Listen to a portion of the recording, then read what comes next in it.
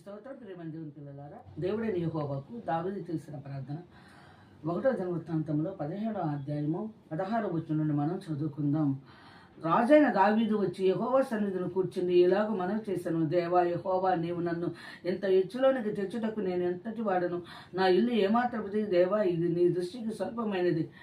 దేవా యెహోవా, నీవు రాబో బహుకాలం వరకు నీ సేవకుని సంతతిని గురించి సెలవిచ్చి మనుషులతో మనుషుడు మాట్లాడినట్లు పాలించి నాతో మాట్లాడి నా సంతతి ఘనత చెందునని మాట ఇచ్చి ఉన్నావు. నీ దాసుడు నాకు కలగబోవు ఘనతను గురించి దావీదును నీ దాసుడినైనా నేను నీతో మరి ఏమి మనవి చేసేదను? నీవు నీ దాసుడిని ఎరుగుదువు. యెహోవా, నీ దాసుని నిమిత్తమే నీ చిత్త ప్రకారం ఈ మహా ఘనత కలుగునని నీవు తెలియజేసి ఉన్నావు. అతని నిమిత్తమే నీవు గొప్ప కార్యములు చేసి ఉన్నావు. యెహోవా, మేము మా చెవులతో వినిందంతయు నిజము. నీ వంటి వాడెవడనూ లేడు, నీవు తప్ప మరి దేవుడును లేడు.